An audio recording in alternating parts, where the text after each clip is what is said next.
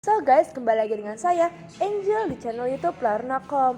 Nah, buat kalian yang mau follow IG kami di @larnakom dan @classio.id.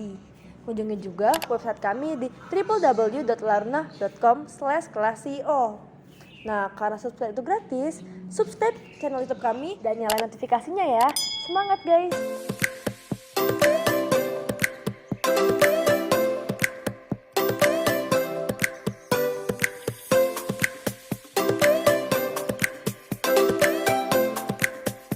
Oke, sekarang kita sampai ke video ketiga, bagaimana mengatur tim.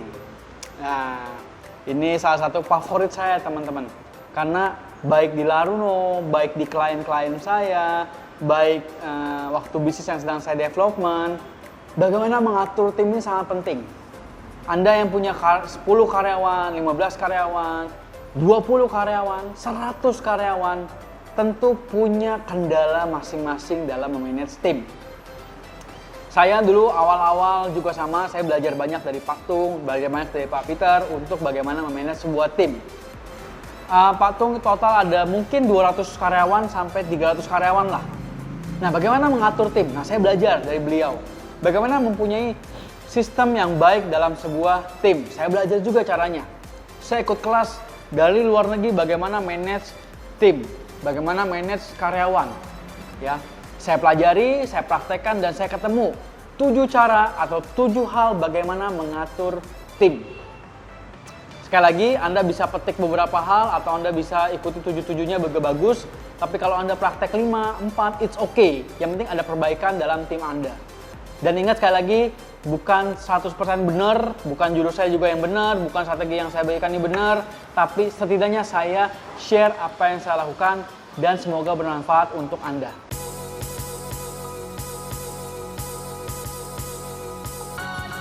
7 hal ini apa saja? 1. Nah, ini penting. Tahu persis masing-masing karyawan Anda itu kerjanya apa aja. Tahu persis masing-masing karyawan Anda kerjanya apa aja. Desainer kerjanya apa aja. Video editor kerjanya apa aja. Konten kerjanya apa aja. Pengadaan barang kerjanya apa. Purchasing kerjanya apa aja. Terus bagian pajak kerjanya apa aja. Tahu persis kerjanya apa aja.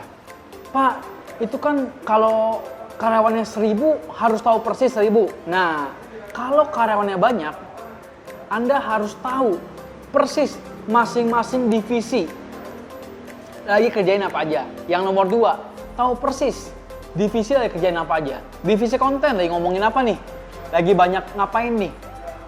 Yang nomor berikutnya misalnya divisi sales lagi ngapain nih, lagi jualan produk apa, sales dan marketing. Divisi pajak lagi ngapain nih, laporan keuangan udah jadi belum, laporan pajak udah beres belum. Divisi mungkin diisi oleh beberapa tim. Ada yang misalnya divisinya ada yang 5 tim, ada 5 karyawan, 10 karyawan, 100 karyawan. Nah, Anda tunjuk 1 orang untuk menjadi apa? PIC, Person in Charge. Anda sebagai pemilik bisnis atau sebagai CEO, Anda tunjuk manajer pemasaran, manajer penjualan, manajer konten, manajer keuangan. Yang Anda ajak meeting adalah manajernya. Manajer itu masuk kepada karyawannya. Nanti Anda sebagai CEO atau sebagai founder baru meeting keseluruhan. Nah, untuk melihat tujuan perusahaannya apa sih, barometer perusahaan sampai mana sih. Nah, itulah bagaimana memanage sebuah tim. Yang nomor 3, bikin dulu sistemnya, baru cari orangnya. Sometimes kita kebalik, cari dulu orangnya, baru dibuat sistemnya. Yang tepat adalah cari dulu, bikin dulu sistemnya, develop dulu. Sistem keuangan gimana, sistem sales gimana, sistem konten gimana, sistem pengadaan barang seperti apa, sistem melayani pelanggan gimana, sistem kepuasan pelanggan gimana, kalau ada komplain gimana, kita bikin dulu sistemnya. Udah jadi, baru cari orang-orangnya, plot-plot untuk nempatin ke sini. Sehingga nanti orang masuk, kita trainingnya lebih gampang, karena kita udah punya sistem, SOP, sistem, urut-urutan tata cara kerja yang kalau diulangi hasilnya sama. Nah, dengan kita punya sistem, lalu cari orangnya, sistem ini seperti engine. Contoh misalnya gini ya, Anda misalnya usaha kopi nih, copywriter misalkan. tentu ownernya sudah punya sistem gimana bikin kopi yang baik, gimana bikin kedai kopi yang bagus.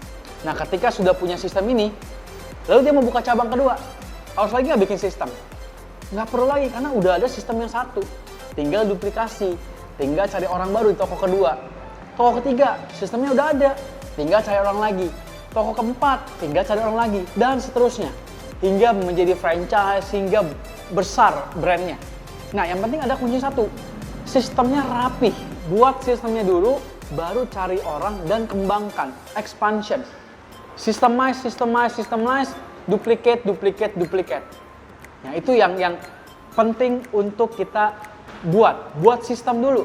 Nah, untuk Anda yang pemilik bisnis, Pak, saya bingung Pak, gimana sih bikin sistem? Ajarin saya dong Pak. Boleh ikut kelas Systemize Your Business. Ya, apa saja yang harus kita systemize dalam sebuah bisnis. Boleh, dalam waktu depan kita akan adakan webinar. Kalau Anda yang ikut, silahkan klik link di bawah ya untuk Anda yang ikut jadwal webinarnya. Nah, yang nomor 4 apa sih? Menemukan orang yang tepat. Ketika udah punya sistem, lalu kita mulai hire, mulai menemukan orang tepat. Oh, si Vian cocok nih jadi ini. Oh, si ini cocok jadi ini. Oh, si ini cocok jadi ini. Nah, ketika kita udah punya orang tepat, kasih delegasi, kasih kepercayaan, sudahlah, Anda akan punya bisnis yang autopilot. Seperti video yang lalu saya bilang, walaupun nggak ada yang autopilot, kita harus tetap kontrol. Harus tetap punya peran dalam bisnis kita. Sehingga nggak mudah lagi pindah haluan. Nah, dengan kita tahu flow bisnis kita seperti ini, ya kedepannya kita akan melakukan ekspansi, inovasi dengan arah ke arah yang tepat. Yang berikutnya nomor 5, briefing berkala. Anda bisa briefing seminggu sekali, Anda bisa briefing sebulan sekali, Anda bisa briefing setiap hari. Saya pribadi gimana briefingnya di laruno.com sebagai CEO Laruno dan bisnis lainnya dan klien-klien dadakan. Contoh misalnya kita mau launch produk baru, dadakan. Hari ini juga jebret langsung, karena saya pengen semuanya ready, siap gitu. Hai guys, sebelum kita lanjut videonya, aku ada sedikit info nih. Untuk video series kita kali ini, kita ada 8 video loh. Pastikan kamu nonton semuanya ya. Semangat guys! Saya pernah mendengar suatu tips dari Sir Alex Ferguson, ya waktu itu sharing oleh Pak Her, gitu kan. Nah, Sir Alex Ferguson itu menentukan line up tim Manchester United dalam waktu zaman memimpin atau menjadi pelatih dari Manchester United adalah 2 jam sebelum bertanding. Bayangkan, 2 jam sebelum bertanding baru tentukan line up-nya siapa aja. Nah, kalau udah kayak gini, berarti dalam bisnis mana penerapannya? Oh, dalam bisnis penerapannya adalah kalau misalnya briefing itu bisa mendadak. Oke, bisa mendadak. Walaupun udah terjadwal sebenarnya. Seminggu sekali, tapi harinya bisa hari apa aja. 1 jam lagi briefing, ya kita udah siapin. Oh, laporan ini Pak, saya udah ngajarin ini Pak, ini hasilnya Pak. Nah, dengan kita sudah punya kesiapan seperti itu, kita udah bisa menentukan, oh feedbacknya gini. Nggak lagi, coba deh kamu laporannya mana, oh iya bentar ya Pak, saya susun. Cenderung nggak siap. Dengan kita punya briefing berkala, atau bahkan briefing yang random, itu nggak ada lagi miss report. Semua udah terreport dengan baik. Yang ke-6, nah ini nyambung. Minta report harian. Wajib sekali dalam kita mengatur sebuah tim, itu minta report harian. Kamu kerjaan hari ini ngapain? Minggu ini mau ngapain aja? Report. Dengan tahu report harian, kita tahu, oh kira-kira karyawan ini apakah keteteran atau malah senggang. Nah, misalkan dalam report, sehari desain 14, besok desain cuma 2. Lah, kamu ngapain aja kemarin? Kok cuma 2 desain? Nggak ada kerjaan lagi tuh Pak? Harusnya kan bisa minta kerjaan. Jadi kita tahu, oh ternyata orangnya cenderung nggak aktif. Gitu. Jadi kita bisa nilai teman-teman semua bagaimana mengatur tim. Tapi kalau misalnya dalam waktu seharian reporting dari jam 8 sampai jam 5, kerjanya banyak. Desain 14, edit video, bikin konten ini, follow up 1000 data, telepon ini, bla bla bla. Wah, itu kan menjadi super hectic banget kerjanya. Walaupun mungkin ya tidak sebanyak itu pekerjaannya ya mungkin ya. Contoh misalnya desainer atau sales. Pak, saya bagi kanvas, Pak saya bagi brosur, saya posting sosial media, saya bikin video, saya bikin template, saya follow up 1000 data, saya melakukan aktivasi data. Semakin banyak, wah ini aktif. Ini banyak sekali pekerjaannya. Sehingga kita nanya, kamu keteteran nggak? Agak lumayan sih Pak, keteteran. Mau ada orang di bawah kamu, kalau memungkinkan sih boleh sih Pak, tambah tim. Dengan mudah kita tambah tim. Karena tahu dia udah mulai overload. Udah mulai keteteran. Kalau keteteran, banyak yang miss pekerjaannya.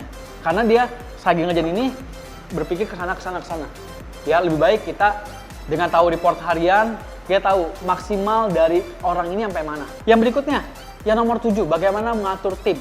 Yaitu berani kasih tugas.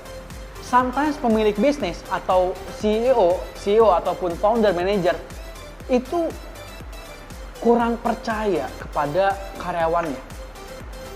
Kali-kali kasih tugas, dari yang kecil dulu deh. Kasih tugas, kasih kepercayaan, kasih tugas, feedback, kasih tugas, kasih kepercayaan. Ya, jadi jangan apa-apa kita, jangan. Baik kasih kepercayaan, oh lancar. Kalau nggak lancar gimana? Perbaiki, kasih feedback. Harusnya begini. Ya, dengan kita memupuk, mendelegasi, membiasakan diri untuk memberikan tugas. Sekali lagi, bukan bosi, tapi kita memberikan tugas, mendelegasi. Contoh misalnya ini, kamera saya udah nggak setup lagi. Dulu awal saya setup sendiri, tapi sekarang ada Stefani yang setup kamera ini, sehingga Anda bisa nonton video ini dengan baik, dengan proper, ya, pencahayaan bagus. Editing, dulu saya editing, tapi sekarang udah ada tim, ada Anissa, ada Stefani, ada Edward yang memberikan konten yang bagus tuh seperti apa. Nah, dengan kita memupuk delegasi tugas kayak gitu dan kita berikan kepercayaan, kalau ada miss jangan kita gembleng tapi kita berikan feedback. Harusnya begini. Nah, dari situ tim akan belajar. Oh, kayak gini ya. Sekali lagi, atasan nggak selalu paling benar, tapi atasan punya pengalaman lah. Gitu. Oh, kayak gini. Tapi sometimes jangan tutup mata juga. Dengerin feedback dari di lapangan. Pak, boleh nggak kalau kita begini-begini? Pak, boleh nggak kalau kita begini-begini? Oh, silakan. Kalau selama itu lebih baik, lebih bagus, ya silakan praktekkan. Misalkan contoh, sales. Dulu mungkin saya yang follow up, atau Anda semua business founder, business owner yang follow up. Tapi kasih kepercayaan sama tim, follow up data. Kita tinggal apa? Kita tinggal feedback. Kita tinggal lihat, sistemnya udah jalan belum? Kamu udah kirim ini belum? Kamu udah kasih template ini belum? Kamu udah lakuin ini belum? Kita tahu, karena kita punya sistem, kita kasih kepercayaan sama orang, kita kasih feedback kepada orang tersebut. Contoh lagi, misalnya Anda bagian produksi. Nggak selalu kan Anda harus ngecek ke pabrik. Anda kan punya sistem, Anda punya KPI, Anda punya indikator. Kalau produksinya seperti ini, reject. Kalau produksi kayak gini, masuk ke gudang. Anda punya QC. Nah, reporting itulah QC. Pemberian tugas adalah yang melakukan. Harus kita report, teman-teman. Ya, itulah cara memanage tim. Mungkin Anda punya beberapa tips yang dilakukan di perusahaan Anda atau di bisnis Anda. Kalau Anda punya salah satunya, silahkan share di bawah komentar. Jangan ragu untuk berbagi, karena dengan berbagi Anda akan mendapatkan hal yang lainnya. Nah, saya punya suatu prinsip yang namanya kosongkan gelasmu. Jadi kalau misalnya Anda sedang membuat atau mempelajari suatu video atau e-course, kosongkan gelas. Jangan ada mindset, oh saya udah tahu. Karena dengan kita kosongkan gelas, kita akan mendapatkan banyak hal. Karena gelas kita dalam posisi kosong. Tapi kalau gelas kita dalam posisi airnya penuh, ya airnya akan luber. Percuma diisi pengetahuan juga akan luber. Atau kalau gelas Anda bocor, percuma kalau Anda isi air itu akan bocor terus, teman-teman. Tapi kalau kita kosongkan gelas, kita akan mendapatkan banyak hal dari apa yang kita pelajari, teman-teman semua. Ya, nah itulah salah satu metode ya yang saya lakukan, bukan salah satu, 7 hal yang saya lakukan saat mengatur atau memanage tim. Di dalam video-video berikutnya saya akan share tentang bagaimana merekrut, bagaimana membuat tim, bagaimana memanage super tim, bukan lagi Superman. Mungkin di 2 tahun lalu atau di 2-3 tahun lalu saya Superman. Apa-apa semua saya. Superman. Bagus nggak? Bagus untuk awal-awal. Tapi Anda akan keteteran di jangka panjang. Jangka pendek bagus banget Superman. Ya karena tim akan membuat menjadi besar. Tapi one man make different. Nah, satu orang itu membuat hal yang berbeda. Ya. Superman itu bagus untuk di awal-awal. Anda kerjakan dulu semuanya, Anda rapiin dulu sistemnya, Anda gembleng dulu, Anda rapiin dulu. Tapi untuk jangka depan, Anda harus punya super team yang membantu Anda, yang bekerja bareng dengan Anda. Dan Anda posisi sebagai leader, sebagai CEO yang dahsyat. Nah, untuk Anda, ini sudah video ketiga ya. Nah, untuk Anda yang sudah nonton sampai habis di video ketiga ini, saya ingin memberikan Anda reward gratis untuk Anda. Beri tepuk tangan dulu untuk Anda. Apa itu rewardnya? Nah, ini. Saya akan berikan Anda sebuah e-course gratis tentang kelas CEO versi advance. Kalau ini mungkin versi YouTube yang masih setengah-setengah lah saya share-nya. Tapi kalau Anda sudah ikutan kelas yang satu ini, yaitu kelas CEO advance, Anda akan diberikan tools-tools, Anda akan diberikan cara-cara yang sistematik untuk bagaimana tadi mengatur waktu, lalu mencapai top level, lalu mengatur tim, merekrut tim, membuat super tim, mendevelop sebuah project, mengatur sebuah campaign. Anda akan belajar di sana materi advance yang luar biasa. Kabar baiknya itu gratis. Silahkan Anda daftar di link di bawah. Kabar buruknya sangat terbatas. Karena saya tahu penonton video ini mungkin ratusan, ribuan bahkan. Semoga menjadi trending gitu kan. Saya hanya membatasi, saya hanya membuka akses kelas ini hanya untuk 200 orang saja, teman-teman. Silakan untuk Anda yang ingin ikut, silakan klik tombol di bawah atau Anda kunjungi link di bawah ini. Kita akan bertemu lagi di kelas yang lebih advance dan Anda juga bisa tanya jawab langsung ke saya secara pribadi. Sampai jumpa di kelas advance dan jangan lupa nonton 4 video berikutnya, teman-teman. Ya, karena itu sangat bermanfaat untuk kita semua. Terima kasih, sampai jumpa untuk Anda semua. Dan saya terus ingetin Anda untuk follow, untuk subscribe untuk Anda yang belum subscribe. Subscribe itu gratis, huy. Mumpung masih gratis subscribe no. Gitu kan. Jangan tarso. Terima kasih teman-teman, sehat-sehat selalu, sukses selalu. Terima kasih, sampai jumpa di kelas CEO dahsyat lainnya. Nah, untuk video kali ini kita udah selesai. Silahkan share video ini sebanyak-banyaknya ke teman-teman kamu supaya kita sama-sama belajar. See you di video selanjutnya ya. Oke, sudah follow Laruno.com. Sekarang kita follow kelas CEO.id karena konten di kelas CEO.id itu isinya sangat spesifik, membahas tentang bagaimana berkarir hingga menjadi CEO yang dahsyat. Follow ya. Keep going forward ya guys.